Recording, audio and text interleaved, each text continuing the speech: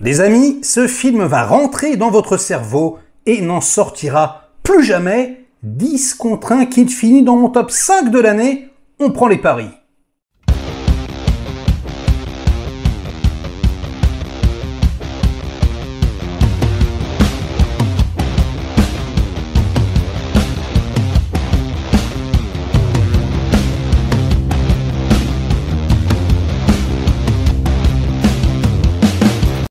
Salut les cinéphages, c'est Merege, et aujourd'hui, énorme coup de cœur, une pépite incandescente sortie de nulle part. Ça s'appelle Late Night with the Devil.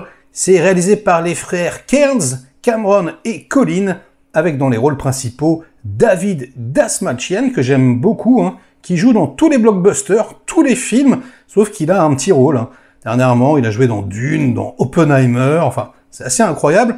On y retrouve également Laura Gordon, Ian Bliss ou encore Faisal Bazi, et c'est une toute petite production qui se passe en 1977, un lundi soir, c'est Halloween, et il y a ce qu'on appelle les Late Night Shows. Vous voyez, les petits shows à la Jimmy Fallon, comme ça, où on entraîne le public en faisant un petit peu n'importe quoi, avec des invités. Sur le côté, il y a un orchestre. Sauf que là, on a vraiment cette petite saveur 77, et on est absolument subjugué par la qualité de réalisation et d'écriture du duo de frangins, quoi. Alors déjà, il y a un high concept qui est ultra fort, c'est que c'est censé être un found footage. Ok, donc ils ont retrouvé, si vous voulez, l'émission qui a choqué les États-Unis. Donc ça commence comme ça, il y a un petit panneau en disant, voilà, on a retrouvé à la fois l'émission telle qu'elle a été diffusée à l'époque, et puis également des images d'archives de mecs qui se baladaient dans le couloir, qui filmaient des trucs un petit peu à la sauvette, etc. Donc ils en ont fait un montage, et la reconstitution, elle est mais complètement bluffante. C'est-à-dire que tout le métrage, quasiment, hormis ce qui est filmé dans le couloir, c'est montré comme un talk show. Mais vraiment comme un late talk show, quoi. Et du coup, c'est ultra immersif. Grâce à la patine de l'image, le format évidemment, les acteurs, les costumes, la façon dont ils jouent, tout paraît crédible, tout semble sorti tout droit des années 70, quoi. En tant que spectateur, on est, voilà, la machine à voyager dans le temps, on est vraiment à l'époque. Donc, en gros, lui, le héros, c'est quelqu'un qui a beaucoup de succès, mais qui est toujours numéro 2. Il n'arrive jamais à dégommer le Jimmy Fallon de l'époque, quoi. Et il sait très bien, malgré le succès qu'il a, que l'histoire se souvient que des numéros 1. Depuis quelques mois, c'est un petit peu la chute, les audiences dégringolent, etc. On se demande s'il va re-signer son contrat. Et donc il tente le tout pour le tout, et il décide de faire une soirée Halloween spéciale où il invite des intervenants très spéciaux, on va dire. Donc notamment des mecs qui sont censés avoir des pouvoirs télékinésiques, vous savez, lire les pensées des spectateurs, je parle avec les morts, etc. Il essaye vraiment de faire flipper, d'intéresser, de trouver des mecs un peu captivants, originaux. En plus, c'est pas manichéen dans la démarche, parce qu'il va aussi inviter des debunkers, vous savez, des mecs à l'époque qui sortaient des chèques en disant, 100 000 $ si vous arrivez à tordre cette cuillère, sauf que personne n'y arrive jamais, parce que lui, en fait, il est à côté pour voir s'il n'y a pas un trucage, quoi. C'est vrai qu'à la télé, quand il y a personne qui te regarde, tu peux faire un tour de passe-passe. Quand il y a un vrai mec qui est là, pour regarder si rien n'est truqué, c'est beaucoup plus compliqué. Et surtout, il appelle une nana, alors une psy alternative, quoi, qui a écrit un bouquin apparemment sur une jeune fille qui serait possédée par un démon, et il invite la petite sur le plateau, et en gros, ils vont faire une sorte de séance d'exorcisme en direct. Voilà, je vous en dis pas plus. Et là, je vous dis ça, vous avez l'impression de savoir ce qui va se passer. Voilà, vous vous dites, ok, donc voilà. Pas du tout. Mais alors, pas du tout. C'est admirablement bien écrit, mais je vous jure, c'est génial.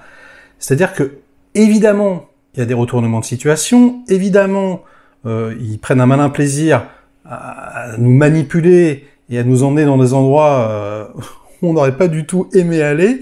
On est complètement surpris. Mais en plus de ça, il y a le supplément d'âme. C'est-à-dire que c'est typiquement le film qu'il va falloir revoir plusieurs fois. Vous dire, attendez. Qu'est-ce que ça veut dire? Pourquoi ils ont mis telle scène ici? Pourquoi est-ce que vraiment ça veut dire que... Enfin voilà, je veux rien vous spoiler. Hein. Et il y a des idées narratives, mais qui sont juste extraordinaires. Notamment une idée, précisément, pour quelque chose qui est censé être en live, qui est mais juste exceptionnel, les petits amis. C'est hallucinant, c'est-à-dire que je n'ai jamais vu ça dans un film. Et quand le truc se déroule, on se dit mais non, ils n'ont pas fait ça, ils n'ont pas osé faire ça. Tu dis mais je comprends plus rien à ce qui se passe, etc. Et quand vous avez la révélation, quoi, le petit twist, c'est pas un twist, hein, mais c'est parce que je peux pas vous en parler, vous vous dites mais la vache, mais putain, ce sont des putains de génies, quoi. C'est trop fort au niveau de l'écriture. Et pas que, hein. Parce que, encore une fois, je vous dis, hein, c'est tenu. Vraiment, le concept jusqu'au bout, c'est mortel. Et donc, c'est typiquement le genre de film qui va vous accompagner après la sortie. Vous allez vraiment y penser, vouloir le revoir instantanément. C'est vraiment, au niveau du plaisir ressenti, aussi intense que Rent a Pal. Ce sera ma deuxième recommandation du jour. Hein. Petit chef-d'œuvre passé complètement inaperçu. Vraiment, si vous avez aimé celui-là, vous aimerez, vous adorerez Late Night with the Devil, c'est mortel. Et ouais, on est subjugué par la qualité, voilà, par l'inventivité, par la direction d'acteurs, par la liberté de ces deux frangins, quoi. Ils sont beaucoup trop forts. Je me suis donc pris une énorme claque dans la tête. Il fallait que je la partage avec vous. C'est bon de partager les claques cinématographiques. Donc, jetez-vous dessus quand il sortira en France. J'espère qu'il sortira au cinéma. Hein. Il y a eu quelques projets, quelques avant-premières. Voilà, hein. Il popera certainement dans des petits festivals. Mais voilà, hein, c'est un petit film, comme je vous dis. Mais vraiment, il sortira de toute façon. Et dès que ça sera dispo, voilà, ne le loupez sous aucun prétexte. Et sur ces bonnes paroles, mais ça sera la fin de cette vidéo. J'espère qu'elle vous aura diverti un minimum. Likez-la si c'est le cas. Délikez-la sinon. Inondez-moi de commentaires comme d'habitude pour faire marcher le petit robot YouTube. Et nous, on se retrouve très vite pour de prochaines aventures. Ciao!